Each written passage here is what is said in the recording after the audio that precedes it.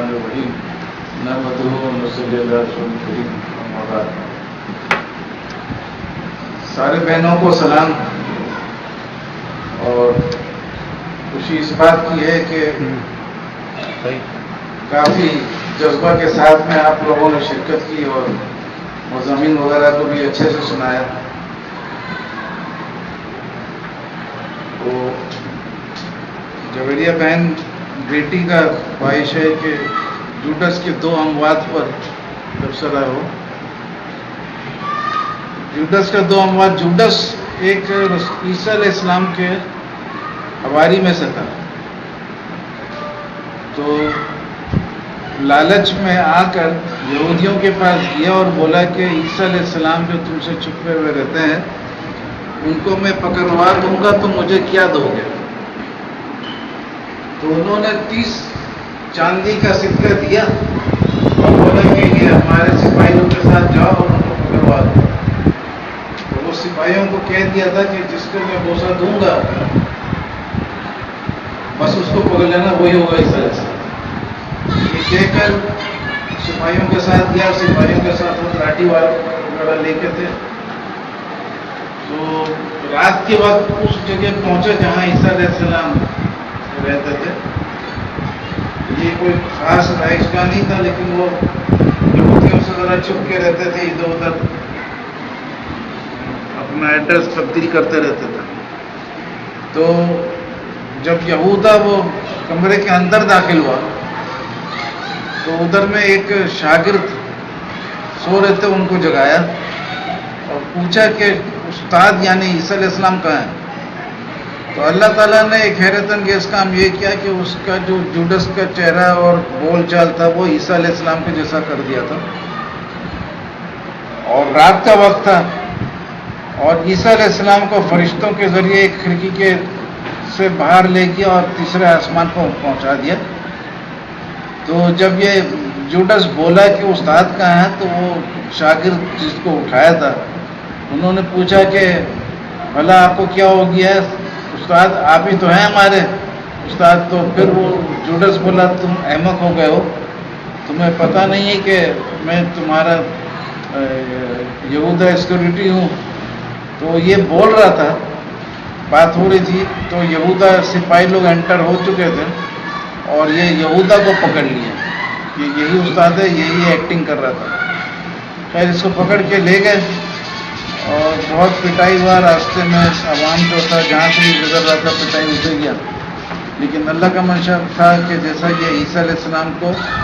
صلیب پر موت دینے کے لیے کوشش کیا ہے اسی طریقے سے اس کو بھی موت ہو۔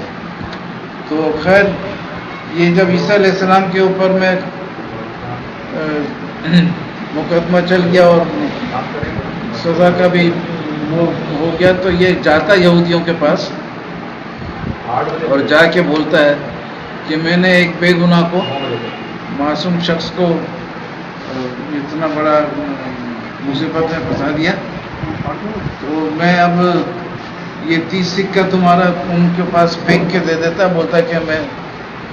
مجھے یہ پیسہ نہیں چاہیے، اور یہ واپس جاتا ہے اور ایک درخت میں رسی باندھ دیتا ہے اور اس سے اپنے آپ کو پھانسی دے دیتا ہے۔ تو یہودی جو ربائی لوگ تھے، ان کے مولوی کو ربائی بولتے ہیں، تو وہ لوگ اس پیسے سے ایک کھیت خریدتے ہیں قبرستان کے لیے۔ تو ایک کہانی تو یہ ہوگا، یہ متی کے انجیل میں ہے، اور دوسرے جگہ میں ہے رسولوں کے اعمال، اسی بائبل میں یہ بھی لکھا ہوا ہے کہ وہ جو پیسہ ملتا ہے غداری کا وہ پھینکتا نہیں ہے، بلکہ اس پیسے سے ایک کھیت خریدتا ہے۔ اس کھیت کے اندر جب جاتا ہے تو منہ کے بل گرتا ہے، پیٹ پھٹ جاتا ہے، اتریاں نکل جاتی ہے اور وہ اس طریقے سے مر جاتا ہے۔ تو مزیدار بات یہ ہے کہ متی کی انجیل میں لکھا ہے کہ پھانسی سے مرا، اور رسولوں کے اعمال میں لکھا ہے کہ وہ کھیت میں گر کے مرا۔ تو ایک آدمی ایک ہی دفعہ مرتا ہے، 2 دفعہ کیسے مرے گا؟ اس کے میں نے ایک دفعہ تو قرآن شریف میں عیسائیت کی موت ہوئی ہے کہ اس کے خلاف بہت سارا دلیل اللہ تعالیٰ دے دیے، اور اب وہ جو دلیل دیے تھے کہ عیسیٰ علیہ السلام مصلوب نہیں ہوئے، تو اب جوڈس کے 2 موت کے ذریعے عیسائیت کا دوسرا موت ہو گیا۔ اب اس کا بائبل کا بیڑا غرق ہو گیا کہ بھائی تم جس بائبل کو اللہ کا کلام بول رہے ہو اس میں تو 2 موت کا ذکر ہے، تو یہ 2 موت تو ہو نہیں سکتا ہے، یہ موت جوڈس کا نہیں ہے بلکہ تمہارے کتاب کا موت ہے۔ تو یہ انسان کا جوڑا ہوا بات اس میں تم لوگوں نے اپنے طرف سے ڈال دیا اور اللہ کا بول کر آگے بڑھا رہے ہو اور پڑھ رہے ہو۔ لیکن تعجب کا بات یہ ہے کہ 2000 سال میں کسی عیسائی کو بھی ہوش نہیں ہوا۔ ایک بندہ ہے، وہ عارف ماسٹر بولتے تھے اس کو، اس کے نظر سے یہ مضمون گزرا تھا تو وہ گھر لے گیا اس کا نمبر نوٹ کر کے، اور دوسرے دن آیا اور جو کمپوز کر رہا تھا تو اس کو بولا کہ تم یہ تو ہم نے بائبل میں دیکھا کہ واقعی یہ حوالہ صحیح ہے، لیکن اتنا سال ہم لوگوں کو پتہ کیوں نہیں چلا؟ اور ہم لوگ تو دور کے بعد مسلمان تو ہمارے مخالف ہیں، ان کو بھی پتہ نہیں چلا۔ تو بہرحال لیکن اب یہ بات دیکھنا ہے کہ یہ ایسا ہوا کیوں۔ بات یہ ہے کہ عیسیٰ علیہ السلام کے بارے میں مشہور ہے کہ وہ صلیب پر فوت ہوئے، اور عیسائی لوگ جو کراس پہنتے ہیں اپنے گردن سے لٹکاتے ہیں، تو وہ اس لیے لٹکاتے ہیں کہ ان کا ایمان ہے کہ عیسیٰ علیہ السلام مصلوب ہوئے تھے، صلیب پر چڑھائے گئے تھے، تو اس لیے وہ کراس کو اتنا اہمیت دیتے ہیں۔ لیکن بات دراصل یہ ہے کہ عیسیٰ علیہ السلام قرآن کے تحت مصلوب نہیں ہوئے تھے، اور اس کے دلیل کے طور پر یہ جوڈس کا 2 موت بھی ہے، اور جوڈس کا 2 موت اس لیے دلیل ہے کہ